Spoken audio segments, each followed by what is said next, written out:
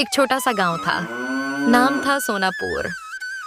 वहां राजू नाम का एक आदमी रहता था जो कि छोटे से ठेले पर बिरयानी बेचा करता था। लेकिन आसपास खाने के बेहतरीन ढाबे थे, जिस वजह से उसकी ज्यादा बिक्री नहीं हुआ करती थी। आसपास इतने सारे खाने के ढाबे हैं कि मेरी बिरयानी के ठेले पर लोग आते ही नहीं हैं।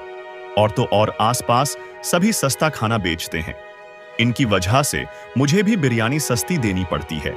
अब ये लोग तो कमा लेते हैं क्योंकि इनके पास लोग ज्यादा आते हैं, लेकिन मेरी कमाई अच्छी नहीं होती है। मगर अब कुछ तो ऐसा करना होगा मुझे कि मेरे ठेले पर भी ज्यादा से लोग बिरयानी खाने आए। सुबह से शाम तक 20-30 प्लेट्स बिरयानी की बेचना तो बेकार है। वो खुद से बातें कर ही रहा होता है कि इतने में एक ग्राहक उसके पास आता है। सुनो भाई, अगर सस्ती बिरयानी है तो फिर एक प्लेट बिरयानी की लगा दो। जी अभी देता हूँ। ये लीजिए गर्मा गर्म बिरयानी, सिर्फ 120 रुपए में। जब ग्राहक की नजर बिरयानी पर पड़ी तो वो गुस्से से बोला, इसे तुम बिरयानी कहते हो? इसमें चिकन तो कहीं नजर ही नहीं आ रहा। इससे अच्छा तो मैं उबले हुए चावल खा लूं। जनाब, सस्ती बिरयानी में यही कुछ मिलता है। चिकन वाली बिरयानी चाहिए तो वो 200 की है। आप कहीं भी चले जाइए, रेट आपको यही मिलेगा। नहीं, तुम ही बेच रहे हो ऐसी बेकार बिरयानी, वरना 120 रुपए में हर जगह से चिकन वाली बिरयानी ही मिलती है। अपने आसपास ही देख लो, ढाबों पर कितना रश है, इसीलिए तो तुम्हारे यहाँ लोग नहीं आते। वो आदमी बिना बिरयानी खाए ही चला जाता है, जिससे राजू परेशान हो जाता है। 120 रुपए में इन्हें चिकन वाली बिरयानी चाहिए। अगर इतनी सस्ती बिरयानी में बेचने लग गया तो मैं ज्यादा पैसे कैसे कमाऊंगा? सस्ती बिरयानी के चक्कर में मैं अपना नुकसान क्यों करूं? शाम को जब राजू काम से घर लौटा और बेड पर सोने के लिए जब लेटा तो उसकी नींद तो जैसे उड़ ही गई। सभी लोग ऐसी बिरयानी चाहते हैं जो सस्ती भी हो और उसमें चिकन भी ज्यादा हो। कुछ तो मुझे ऐसा करना पड़ेगा कि मेरे पास लोग ज्यादा आएं। अचानक से राजू को अपने पुराने दोस्त बिरजू का ख्याल आया तो एक शैतानी मुस्कुराहट उसके चेहरे पर आ गई। अगली ही सुबह राजू जल्दी से बिरजू से मिलने के लिए घर से निकला। आओ राजू आओ, आज कैसे याद किया तुमने मुझ नाचीज को? यार, मैं तुम्हें क्या बताऊं, मैं अब तंग आ गया हूं अपने हालात से। इतनी मेहनत के बावजूद भी मेरा बिरयानी का ठेला चलता ही नहीं। मैंने इतने सालों पहले भी तुम्हें समझाया था कि इस ईमानदारी के काम से तुम्हें कुछ फायदा हासिल नहीं होगा। आजकल के जमाने में सिर्फ वही कामयाब है जो बस अपना सोचता है। इसीलिए तो देखो, आज मैं इतने बड़े घर का मालिक हूं। हाँ, तुमने बिल्कुल सही कहा था। इसीलिए तो मैं तुम्हारे पास आया हूं। मैं भी तुम्हारी तरह कौवे की बिरयानी बेचना चाहता हूं, ताकि मैं भी सस्ती बिरयानी बेच सकूं। मुझे उस शख्स का पता बता दो जिससे तुम कौवे खरीदते हो। हाँ, क्यों नहीं, मैं खुद तुम्हें दिलावर के पास लेकर जाता हूं।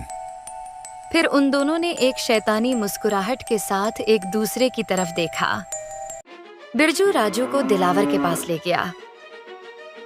वहां पर जब राजू ने मरे हुए कौवों के ढेर देखे तो उसकी आंखें फटी की फटी रह गईं। अरे वाह दिलावर, तुम्हारे पास तो बहुत सारे कौवे हैं। ये तो अभी कुछ भी नहीं, मेरे पास तो पूरा गोदाम भरा पड़ा है। वाह जबरदस्त, मुझे भी आज के बाद अपना पक्का ग्राहक समझो।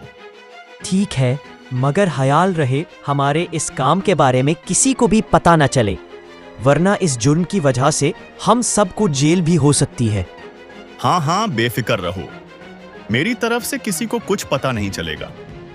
फिर राजू ने दिलावर को पैसे दिए और उससे बहुत सारे कौवे खरीद लिए। घर जाते ही राजू ने जल्दी से कौवे की बिरयानी बनाना शुरू की। इसकी खुशबू तो बिल्कुल चिकन की बिरयानी जैसी आ रही है। किसी को भी शक नहीं होगा कि ये कौवे की बिरयानी है। इस बार उसने ठेले पर बड़ा सा बोर्ड लगाया जिस पर लिखा था, चिकन बिरयानी सिर्फ 80 रुपए में। इतने में एक ग्राहक उसके पास आया। भाई, क्या सच में चिकन बिरयानी 80 रुपए में दे रहे हो? हाँ भाई, ये सच है। और तो और बिरयानी में चिकन भी ज्यादा मिलेगा। वाह जबरदस्त, फिर तो गर्मा गर्म एक प्लेट लगा दो। जी अभी देता हूँ। फिर राजू उसे बिरयानी डालकर देता है, जिसे खाकर ग्राहक खुश हो जाता है। अरे मजा आ गया। इतनी लजीज बिरयानी मैंने आज तक नहीं खाई। आज के बाद मैं तुम्हारे ठेले से ही बिरयानी खाऊंगा। और भाई, ये लो तुम्हारे पैसे। धीरे धीरे राजू के पास लोग आने लगे। हर कोई राजू के ठेले पर ही बिरयानी खाना चाहता था, क्योंकि वो सस्ती भी थी और चिकन भी ज्यादा मिलता था। राजू की लालच ने उसे अंधा कर दिया था।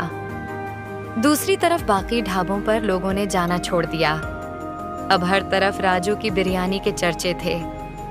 अरे मेरे तो भाग जाग गए हैं। अब तो हर रोज मेरी सारी बिरयानी 2 घंटों में ही बिक जाती है। कुछ ही अरसे में राजू ने खूब कमाई कर ली, मगर दूसरी तरफ लोग अब कौवे की बिरयानी खाकर बीमार रहने लगे थे।